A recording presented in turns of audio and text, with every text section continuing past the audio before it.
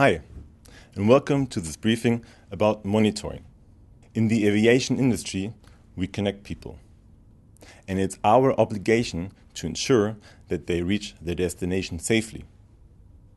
Monitoring and error detection in this context is safety critical. Just imagine you drive in your car and somebody sends you a message on your smartphone. Who would not be tempted to have a look at it and eventually even quickly reply?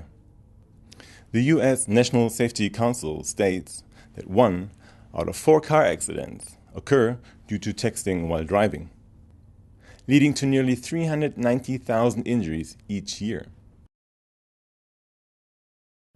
LOSA studies show that the situation in the cockpit is as well critical, as only 1 out of 4 errors that the flight crew makes is being detected and rectified.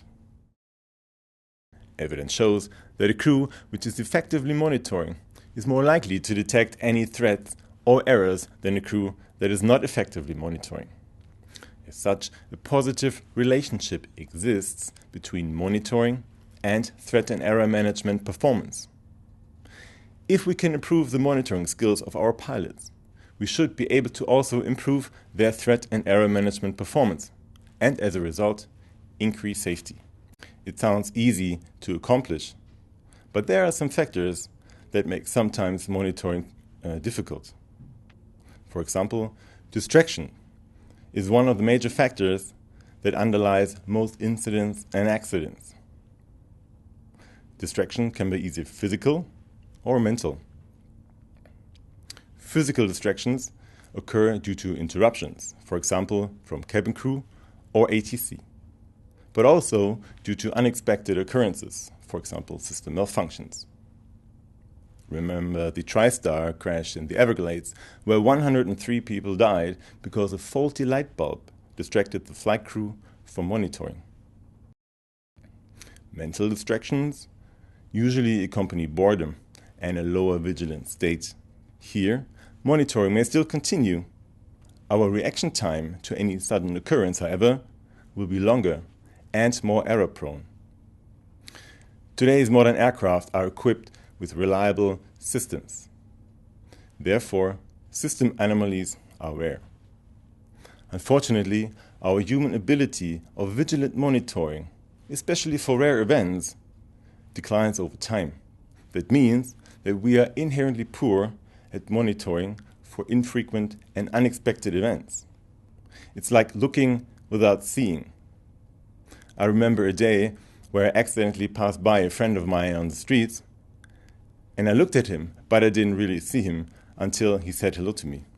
We frequently face situations in which we have to perform several tasks in a limited amount of time. So we often end up trying to do 2 or even more tasks at once. The problem is that our human brain is not capable of paying attention to multiple tasks. Instead, we switch our attention back and forth among them. But that leaves us vulnerable to lose track of one task while we're engaged in another. Paying attention to 2 tasks at the same time is just like trying to catch 2 basketballs with one hand. There are also some factors that sometimes make monitoring difficult. For example, an insufficient knowledge and mental model of the autoflight system. How can I monitor an autoflight system that I don't really understand? Bearing that in mind, let's now have a look at how we can improve the monitoring skills of our pilots. Know your autoflight system. In order to be able to effectively monitor the aircraft's flight path with the autoflight system engaged, pilots have to be able to predict the aircraft reaction with any autoflight system guidance mode active or armed. Because only then the pilot can compare the expected aircraft reaction with the one that he actually observes. Therefore, our training exercises in the FSTDs should include demanding scenarios in which the flight crew has to manage the flight path by using the automation system. adhere to the standard operating procedures. The Airbus SOPs are designed in a way to facilitate monitoring and workload management. Any observed SOP non-compliances of our pilots should be addressed and taken as a learning opportunity. Furthermore, the FSTD should, whenever possible, be treated like a real aircraft, and any SOP non-compliances should not be accepted simply for expediency. Monitor when it matters. As our human ability of vigilant monitoring declines over time, a pilot cannot effectively monitor the aircraft's flight path throughout the complete flight. Therefore, the pilot should, in turn, take some breaks from monitoring during flight phases of low workload, in order to be able to effectively monitor again when it matters. Therefore, the flight crew should become aware of flight phases in which the workload and therefore the risk of errors typically increases.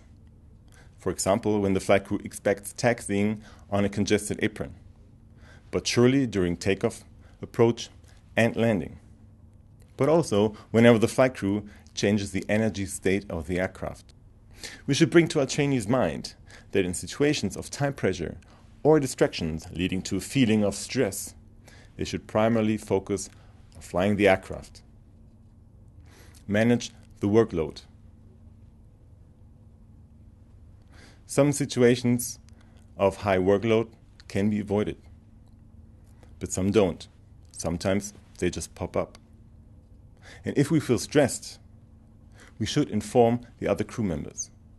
Being stressed is not a weakness, it's just human. In fact, verbalizing stress is a sign of leadership because it enables the crew to collectively become aware of high workload situations and initiate corrective actions. They can, for example, delegate tasks. Or they can, if the situation allows, increase the time available by, for example, entering a holding. Or they can reduce and prioritize the tasks by keeping in mind the following order: fly, navigate, communicate. Train the monitoring skills. As monitoring is a skill subject to decay, our training programs conducted in the FSTD should include scenarios to develop, enhance, and preserve the pilot monitoring skills. Those training scenarios should include threats and errors which have the potential to distract the flight crew from monitoring the flight path, and, if not properly managed, may end up in an undesired aircraft state. You can find further guidance and examples for those scenarios in the Airbus Flight Crew Training Standard Manual, FCTS, which is available on the Airbus World, as well as in the ICAO Doc 9995, Manual of Evidence-Based Training, and the IATA Guidance Material and Best Practices, Improving Flight Crew Monitoring. To sum up this briefing, I would like to recall that we humans are biologically not perfectly designed to constantly monitor everything that happens around us. Therefore, we should train our pilots' monitoring skills. And if we succeed, we will naturally improve the threat and error management performance and, as a result, increase safety. And that is the power of monitoring. I hope you enjoyed this briefing, and I'll see you around for the next one.